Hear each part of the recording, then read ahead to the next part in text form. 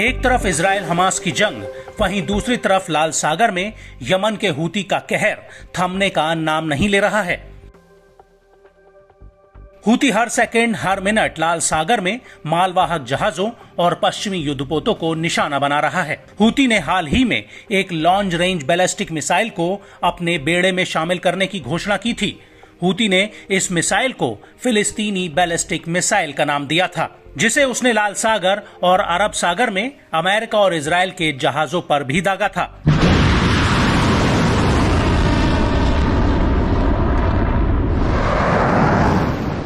और अब हूती ने एक बार फिर से एक बहुत बड़ा हमला किया है।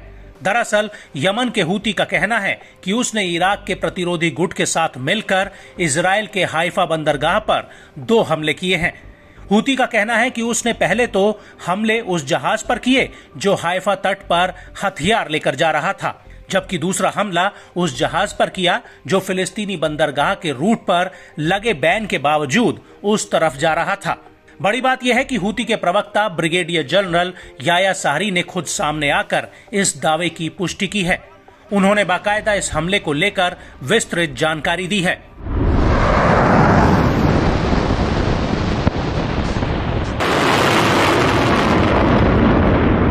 نفذت القوات المسلحة اليمنية عمليتين عسكريتين مشتركتين مع المقاومة الإسلامية العراقية.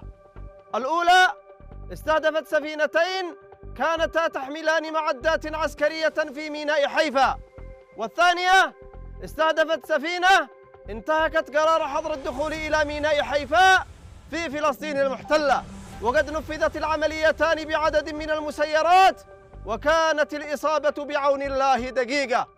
إن عملية ميناء حيفا المشتركة تأتي رداً على مجازر العدو الإسرائيلي في منطقة رفح، وإن على العدو الإسرائيلي توقع المزيد من العمليات النوعية المشتركة خلال الفترة المقبلة، وحتى يتوقف عدوانه الإجرامي الوحشي ويرفع حصاره عن إخواننا في قطاع غزة.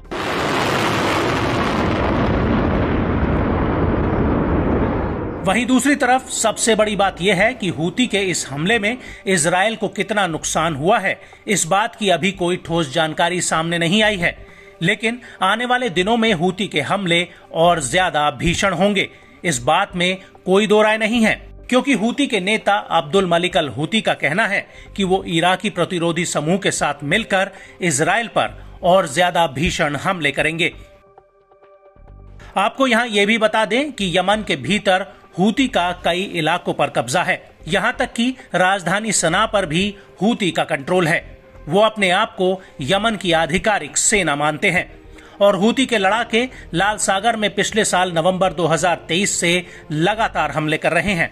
लाल सागर बाब अल मंदेब में हूती के हर रोज हमले हो रहे हैं, जिसकी वजह से दुनिया की ज्यादातर शिपिंग कंपनियों ने इस रूट पर अपना कारोबार समेट लिया है। वहीं अमेरिका की अगुवाई में ऑपरेशन प्रॉस्पेरिटी गार्जियन शुरू तो किया गया, लेकिन जमीनी स्तर पर यह भी हूती को रोकने में उतना कारगर साबित नहीं हो पाया है, क्योंकि लाल सागर में पश्चिम के युद्धपोतों की मौजूदगी में हूती ये हमले कर रहा है। लाल सागर का रूट यमन के तट से बेहद ही करीब है और ज्यादातर मालवाहक जहाजों को यहीं से गुजरना होता है, और जैसे ही वो इस रूट पर आते हैं वैसे ही हूती उन पर मिसाइल, रॉकेट और ड्रोन बरसाने लगता है।